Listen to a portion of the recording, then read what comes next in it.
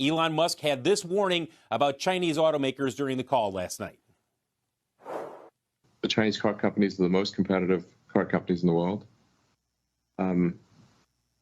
So I think they will have significant success outside of China, depending on what kind of tariffs or trade barriers are established.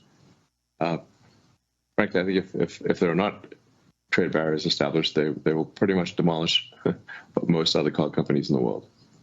So they're extremely good. With Fisker facing 2 recalls and BYD dominating the Brazilian market, yes, you heard that right, XPeng expands into Africa. But what is NIO doing?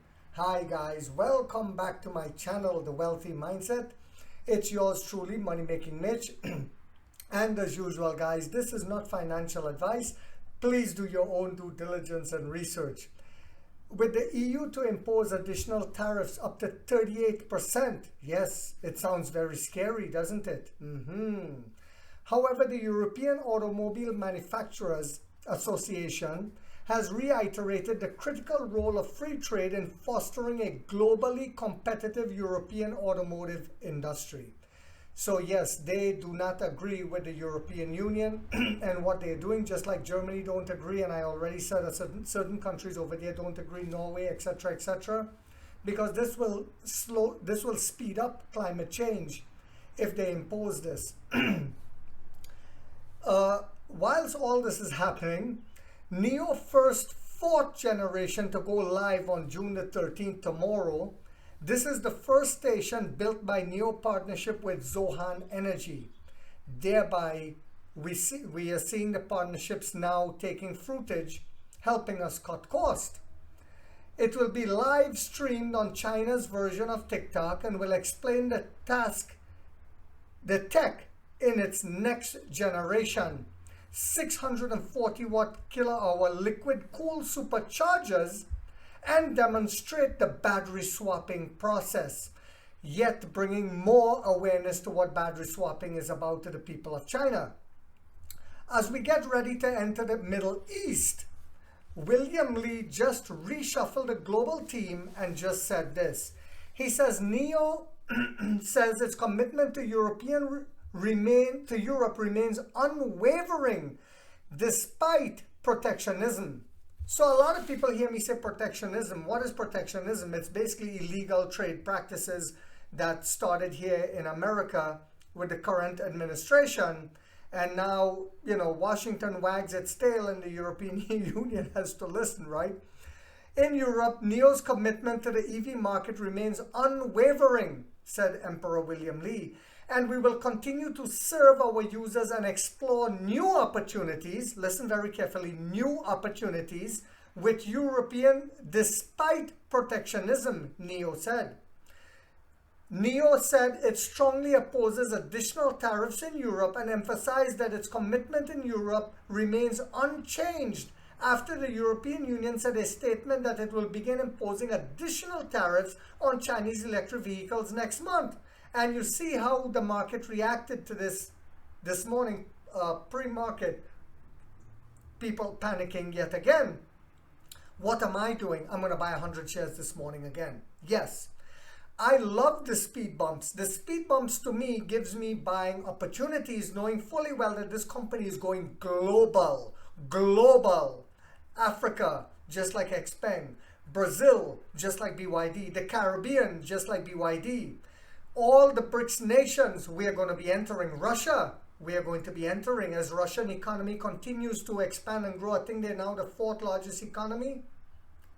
We strongly oppose the use of increased tariffs as a strategy to obstruct the normal global trade of electric vehicles, NIO said when contacted by CNEV Post.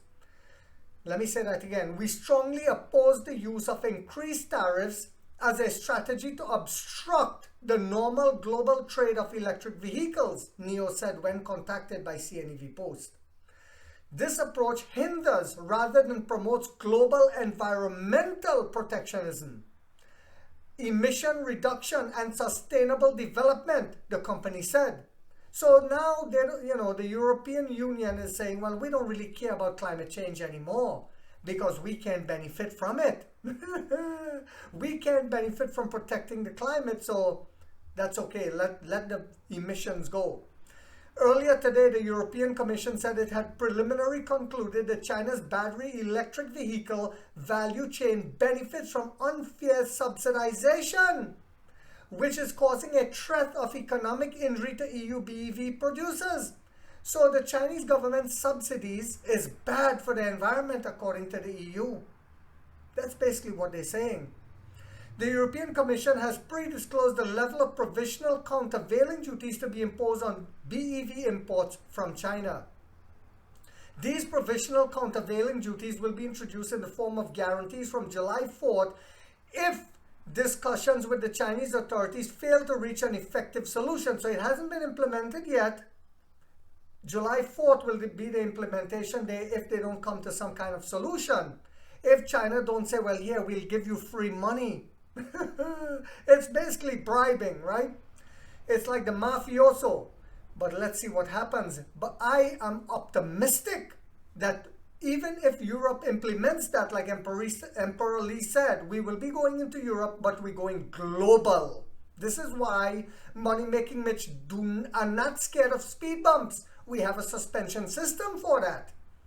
According to a statement from the European Commission, and see, when it comes to investing, some people, like I had to correct one guy on Facebook yesterday. Oh, the CEO said one thing at one point and he didn't live up to that. He don't expect speed bumps. He wants a smooth ride. When he invests, he should just sit back and don't have to worry and don't buy the dips. No, no, no. In his mind, when he invests, there should be no speed bumps. NEO said its commitment to Europe remains unchanged despite the new obstacles. In Europe, NEO's commitment to the EV market remains unwavering, and we will continue to serve our users and explore new opportunities within Europe despite protectionism, NEO said in a statement shared with CNEV Post. So as we create more partnerships over in Europe, I don't think we'll have to worry about those tariffs.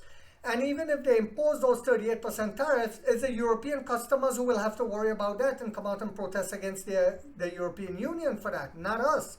We're bringing them a reliable, the most advanced EV in the world, technologically superior, advanced EV in the world, and we're giving it them an affordable price. It's their own government that they'll have to worry about.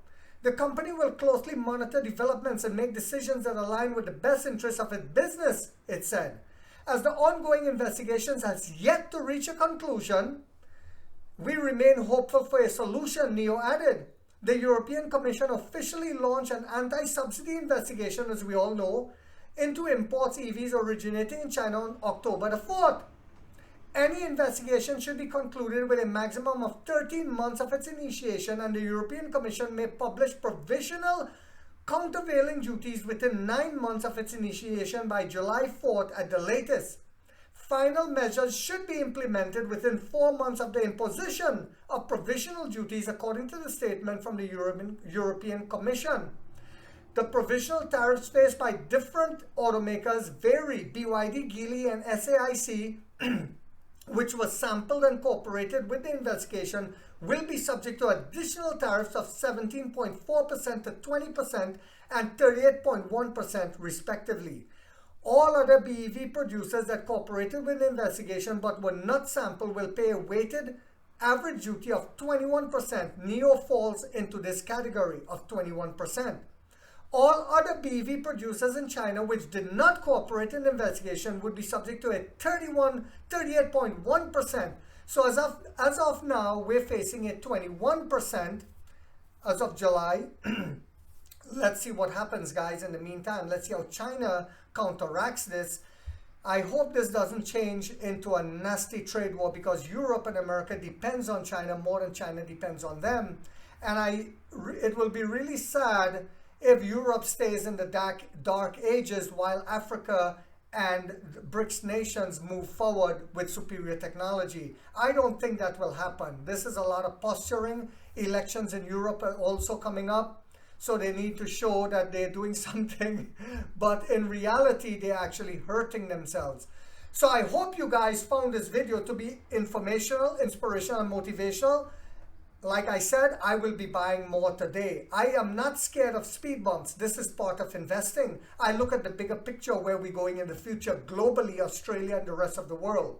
If this video did that for you guys, do not forget to hit that thumbs up, guys. It takes a lot of time to do these videos with the editing. If you haven't yet subscribed, you might want to think about doing so. Because on this channel, we have that warrior mindset. Like 50 said, we get rich or we die trying, guys.